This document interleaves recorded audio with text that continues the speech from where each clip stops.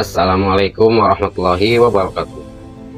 Kali ini kita akan membahas tentang negara Republik Indonesia. Indonesia dengan nama resmi Republik Indonesia atau RI, atau lengkapnya Negara Kesatuan Republik Indonesia atau NKRI, adalah sebuah negara kepulauan di Asia Tenggara yang dilintasi garis khatulistiwa dan berada di antara daratan benua Asia dan Oseania, sehingga Indonesia dikenal sebagai negara transkontinental serta antara Samudra Pasifik dan Samudra Hindia. Indonesia merupakan negara terbesar ke-14 sekaligus negara kepulauan terbesar di dunia dengan luas wilayah sebesar 1.904.569 km persegi, serta negara dengan pulau terbanyak ke-6 di dunia dengan jumlah pulau 17.504 pulau. Nama alternatif yang umum dipakai untuk merujuk pada kepulauan Indonesia tersebut adalah Nusantara. Selain itu, Indonesia juga menjadi negara berpenduduk terbanyak keempat di dunia dengan populasi mencapai 270.203.917 jiwa pada tahun 2020, serta negara berpenduduk muslim terbanyak dan terbesar di dunia dengan penganut lebih dari 230 juta jiwa. Indonesia adalah salah satu negara multiras, multietnik, dan multikultural di dunia seperti halnya Amerika Serikat. Indonesia juga berbatasan dengan sejumlah negara tetangga di Asia Tenggara dan benua Australia dan Oseania. Indonesia berbatasan darat dengan Malaysia di Pulau Kalimantan dan Pulau Sebatik, dengan Papua Nugini di Pulau Papua, dan dengan Timor Leste di Pulau Timor. Negara tetangga yang hanya berbatasan laut dengan Indonesia adalah Singapura, Filipina, Australia, dan wilayah Persatuan Kepulauan Andaman dan Nicobar di India. Indonesia adalah negara kesatuan dengan bentuk pemerintahan republik berdasarkan Konstitusi Indonesia yang sah, yaitu Undang-Undang Dasar Negara Republik Indonesia tahun 1945 atau Undang-Undang Dasar 1945.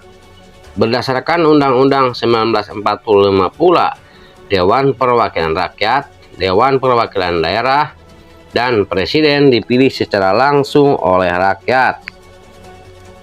Ibu kota negara Indonesia saat ini ialah Ibu Kota Nusantara atau Jakarta. Pada tanggal 18 Januari 2022, pemerintah sekarang menetapkan ibu kota Nusantara yang berada di Pulau Kalimantan yang menempati wilayah Penajam Pasir Utara untuk menggantikan Jakarta sebagai ibu kota negara. Hingga saat ini proses peralihan ibu kota masih sementara berlangsung.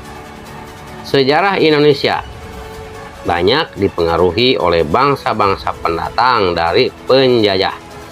Kepulauan Indonesia menjadi wilayah perdagangan penting sejak abad ke-7, yaitu sejak berdirinya Kerajaan Sriwijaya, yaitu sebuah kerajaan Hindu-Buddha yang berpusat di Palembang.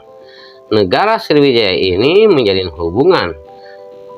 hubungan agama dan perdagangan dengan bangsa Tionghoa, India, dan juga Arab.